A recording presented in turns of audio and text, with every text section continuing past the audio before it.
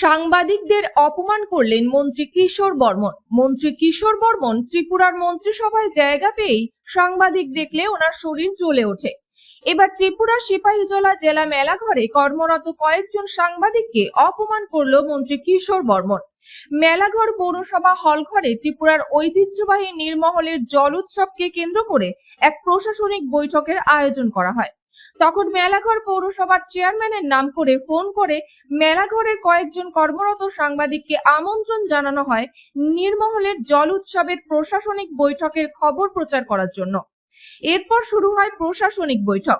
উপস্থিত থাকেন মন্ত্রী কিশোর বর্মন, বিধায়ক তোফাজ্জল হোসেন, বিভিন্ন প্রশাসনিক উচ্চ আধিকারিক সহ অন্যান্যরা। মিটিং শুরু হবার পর সাংবাদিকরা সেই খবর ক্যামেরাবন্দি করতে গেলে মিটিং এর বিভিন্ন বিষয় আলোচনা করার পর যখন বাজেট ও টাকা পয়সার বিষয় আসে তখন মন্ত্রী কিশোর বর্মন লাউড স্পিকারের মাধ্যমে কর্মরত সাংবাদিকদেরকে বেরিয়ে যেতে বলেন। আর এই ঘটনায় দেখে সাংবাদিকরা হতবাক হয়ে পড়েন। এখন প্রশ্ন হলো, তাহলে সাংবাদিকদেরকে মেলাঘর পৌরসভার তরফ থেকে কেন আমন্ত্রণ জানানো হলো? ইচ্ছাকৃতভাবে এবং ঠান্ডা মাথায় পরিকল্পিতভাবে সাংবাদিকদের অপমান করার জন্য মন্ত্রী কিশোর বর্মন এই কাজ করেছেন। কারণ অতীতে মন্ত্রী কিশোর বর্মনের বিভিন্ন দুর্নীতি নিয়ে বিভিন্ন সংবাদ মাধ্যমে খবর পরিবেশন হওয়ার পর থেকে কিশোর বর্মন সাংবাদিকদের পেছনে লেগে পড়েন। ত্রিপুরা থেকে বিক্রম কর্মকারের report, crime press, Bengal news. সভা পুরসভার হলঘরে চলছে, সেখানে বিধায়কগণ সহ অনেকেই উপস্থিত আছেন আপনাকে এখানে একটু যাওয়ার জন্য। আমি বললাম যে আমি তো এখন একটা জায়গায় আছি, আসতে একটু সময় লাগবে, তো আপনার কারোর পাঠাবো কিনা, মানে কোনো বাহন পাঠাবে কিনা। আমি বললাম ঠিক আছে, আমার হসপিটাল তুমি আসো, আমি আসছি, তারপরে না তো যাওয়া যাবে। কে বলছে? পৌরসভার চেয়ারম্যানের নাম করে তিনি বলেছেন যে চেয়ারম্যান বলেছে আসার জন্য।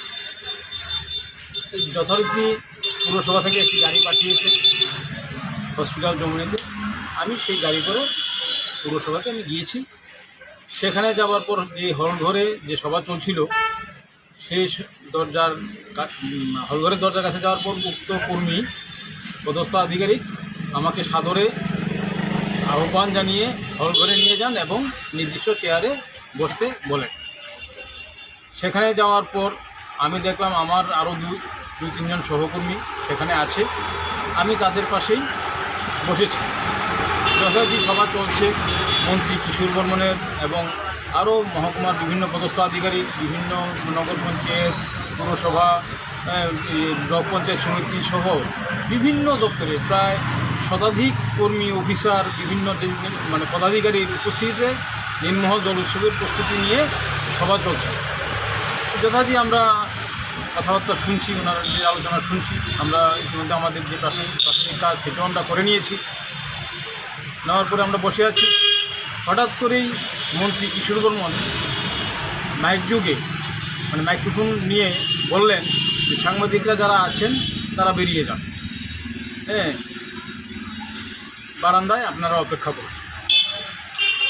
মন্ত্রী কিশোর বর্মনের এই কথা বলার পর ভরা সভায় মাইক্রোফোনে এই কথা বলার পর আমরা যথেষ্ট অপমানিত বোধ করেছি এবং আমরা সঙ্গে সঙ্গেই আমরা সাংবাদিকরা যারা এখানে ছিলাম আমরা এই সভাকক্ষ ত্যাগ করে আমরা চলে আসি। মানে বার হয়ে